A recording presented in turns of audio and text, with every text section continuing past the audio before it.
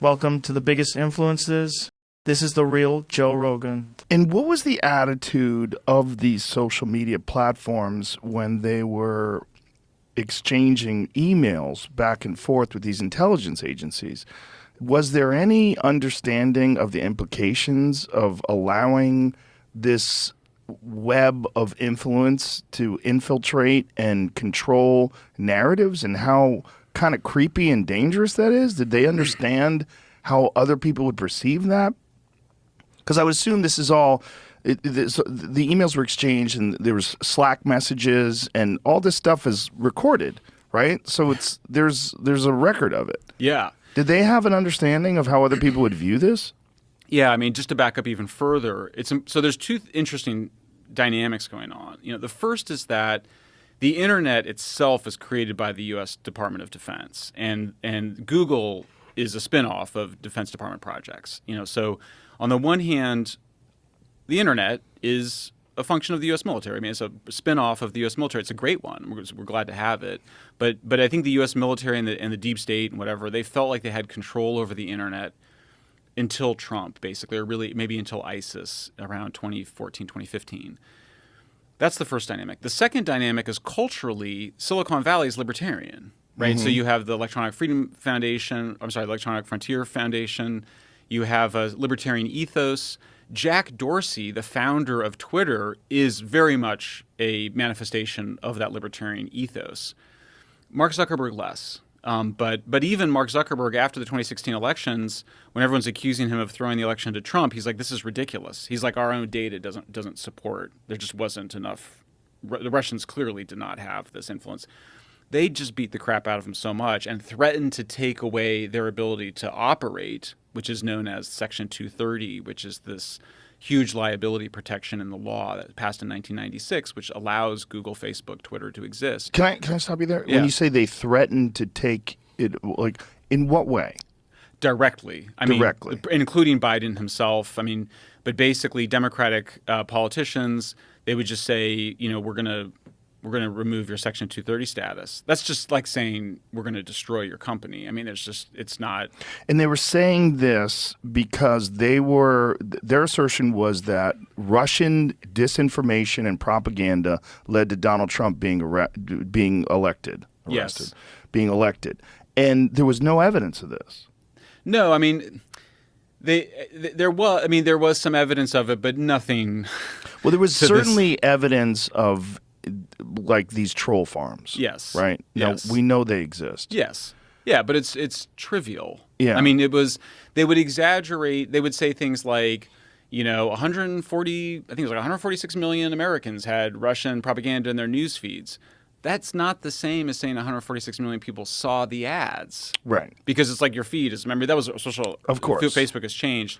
So, yeah, I mean, there's three big disinformation campaigns that were run by, frankly, the U.S. government and their allies. The first was the Russia hoax, the idea that Russians controlled Donald Trump and won him the election. The second was the Hunter Biden laptop, and the third is that COVID that the idea that it's a conspiracy theory to even imagine that COVID could have emerged from a lab. There's others, including, we can talk about, there was this effort to basically smear a bunch of ordinary conservative or Trump-supporting Twitter users as Russian bots. Yeah. But basically, you have active disinformation campaigns being run by the U.S. government and U.S. government contractors against the American people on these issues at the same time that they're demanding censorship. So you have propaganda on the one hand and censorship on the other. Well, here's what appears to be dangerous to me. There doesn't seem to be any repercussions for doing these things. This is scary because it's shifting a narrative. So in step one, the Hunter Biden laptop, or example one rather, the Hunter Biden laptop, no one's in trouble, right? No. No one's in trouble. No one from the FBI is in trouble. No one loses their job. No. No one gets reprimanded. No one gets, brought before the American people and said, you failed us. Not only did you fail us, you betrayed us because you knew this was not true. And you allowed someone whose son has deep ties to both Ukrainian and Chinese companies that were paying him for influence. And it appears, at least by some of these emails, that some of that money went to the actual vice president of the United States, which is fucking wild. Yes. That no one is and then the crazy thing is, one of the things about having a right and a left is that whenever there's information that's inconveniently bad for that one side, particularly the left, you don't hear a fucking peep about it on the media. Right. It's dismissed. It's like, you know, they'll talk about it like someone said someone talked about the Hunter Biden laptop and said it was like half fake. That was like a term. AOC half fake. That's right. That is such a horrible violation of the trust that the people who elected you put in you. You have access to all the information. You have access to that actual fucking laptop. Oh, yeah. By the way, I have access to it too. Yeah. A lot of people have access to it. If you wanted to. I said I didn't want to look at it. I was like, I don't want to look at that fucking thing. I don't want to see this guy getting foot jobs from hookers in Vietnam, smoking street crack. It's crazy. Whatever he did. But the fact that someone would say that's half fake. Yeah. No, that itself is disinformation. It's important. That is a lie. It's a lie. It's disinformation. But you're just saying it because if you can say it's half fake, you muddy the water, and now anybody that's looking at that could go, oh yeah, but that's half fake. Yeah. According to my side. Right. This is like the same people. There's still people that say that Trump was in bed with the Russians, which is how he won in 2016. There's people that still parrot that. Oh yeah. Very close friends and family. Oh yeah, say that. I mean, mine as well. I know. That's why I was happy to do your show, because literally, like, even my very close friends and family don't understand what I'm talking about, and I'm like, I want to go on Joe Rogan and just unpack this for them, to how serious this is. I mean, you have to remember the New York. I mean, and I'll put it on myself. I was so biased.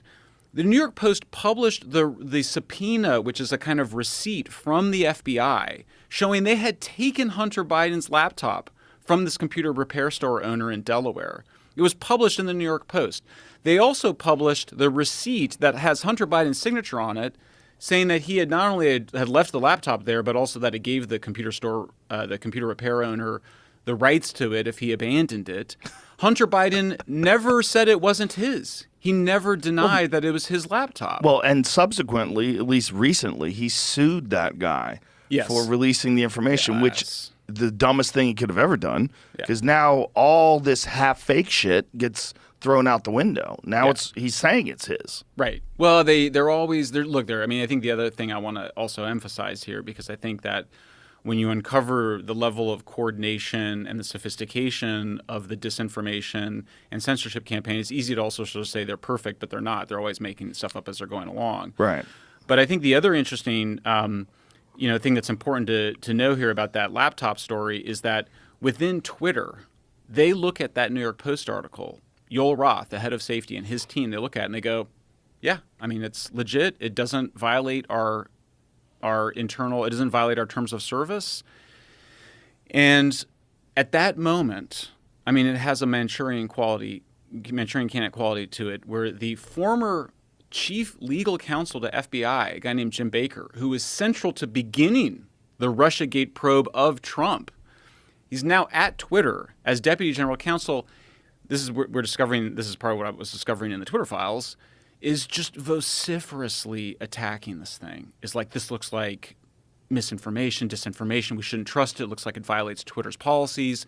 Multiple, I think it was at least 4 messages and emails of him pushing to the executives. And then, of course, we can't see the phone calls, which is really where a lot of the dirty work happens. Pushing to just get this thing censored by Twitter. Sure enough, a few hours later, Joel Roth says, well, okay, we think that it could very well have been a Russian hack where somehow they put it was this crazy thing where they're like, well, we think it was hacked and then put on the laptop. It was just bizarre. Joel Roth, there's moments where I respect him because he was enough of a truth teller internally. It's why he got to the position he was in, which is a very powerful position.